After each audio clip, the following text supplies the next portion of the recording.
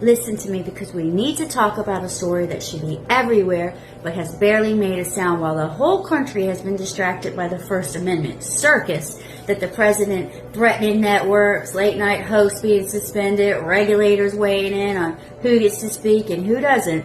Something massive happened in New York. At 26 Federal Plaza in Manhattan, more than 70 people were arrested in a single day today, and 11 of them weren't just activists, they were elected officials, state senators, assembly members, city council members, even the city comptroller. They walked in with the authority of voters and walked out in handcuffs. Why? Because they demanded transparency.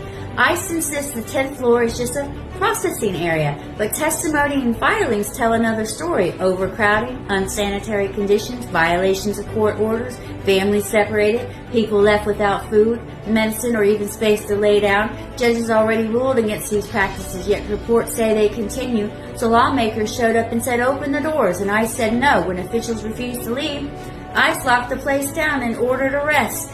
Outside, dozens of supporters linked arms across the garage ramp, the same ramp used to move buses filled with detainees. They too were zip-tied and dragged away, inside and out. People put their bodies on the line, and ICE's response with your tax dollars wasn't accountability, it was handcuffs. Now think about that. If elected officials, people sworn to conduct oversight, can be barred and cuffed for asking questions, what chance does a family member have of finding out where their loved one is? What chance does a journalist have of exposing abuse?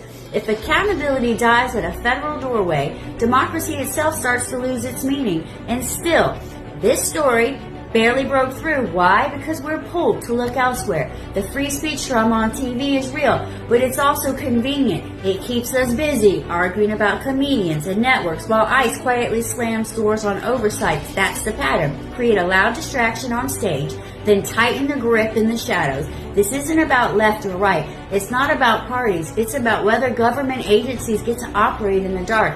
It's about whether people are treated with dignity. This has barely made a ripple. It should be a wave.